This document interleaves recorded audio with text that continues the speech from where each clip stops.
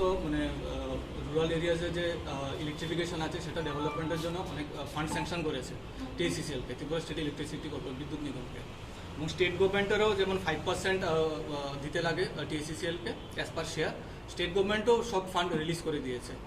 কিন্তু আলটিমেটলি দেখা গেছে যে মানে ইমপ্লিমেন্টেশন এজেন্সি তো টিএসিসিএল, কিন্তু লাস্ট অব্দি দেখা গেছে যে যে মানে কোয়ান্টিটি অফ ওয়ার্কস অ্যাওয়ার্ড করা হচ্ছে লাস্ট অব্দি মানে ওই কোয়ান্টিটির কাজ হচ্ছে না। ধরুন 1000 কিলোমিটার এলটি লাইনের কাজ হবে, আলটিমেটলি দেখা যাচ্ছে যে 1000 কিলোমিটার হয়েছে 200 কিলোমিটার, কিন্তু সেন্ট্রাল গভর্নমেন্ট তো ফান্ড দিয়েছে 1000 কিলোমিটার কাজ করার জন্য। তাহলে এটার দায়িত্ব তো টিএসিসিএলকে নিতে হবে। আর মেইন কথা হচ্ছে আমি যেটা বলতে চাচ্ছি যে মানে ওরা সবসময় বলে যে রেভিনিউ কালেকশন।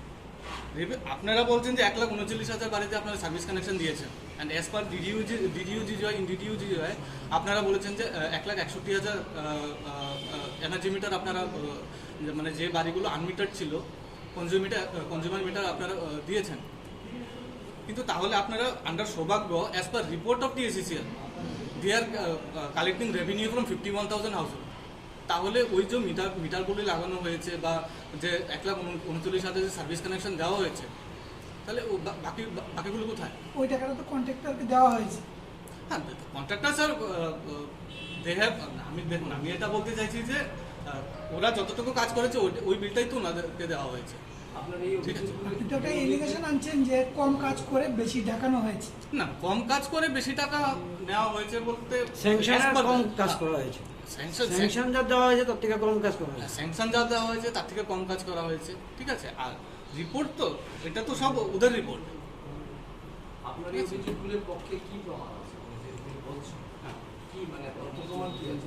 আমি আরএসি ইয়ে আছে, প্রগ্রেস রিপোর্ট আছে আরএসি। আচ্ছা, তো মামলা করেছি। কোথায় করেছেন? হাইকোর্টে করেছি। ত্রিপুরা হাইকোর্টে। ত্রিপুরা আপনি করেন কি? আমি তো আনএমপ্লয়েড ইঞ্জিনিয়ার।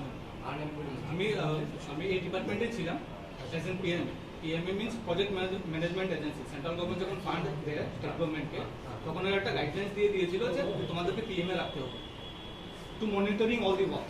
আগে কি হতো মানে 2010-11 কথা বলছি, তখন কি হতো যখন প্রজেক্ট লঞ্চ করা হতো বা ফান্ড ডাইরেক্টলি টিএসিসিএলকে দিয়ে দেওয়া হতো।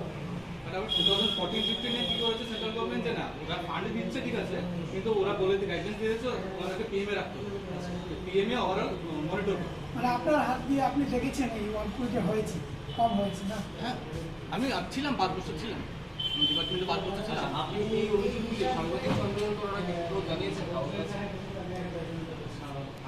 হ্যাঁ, আমি চিফ মিনিস্টার স্যারকে চিঠি দিয়েছেন? কবে দিয়েছেন?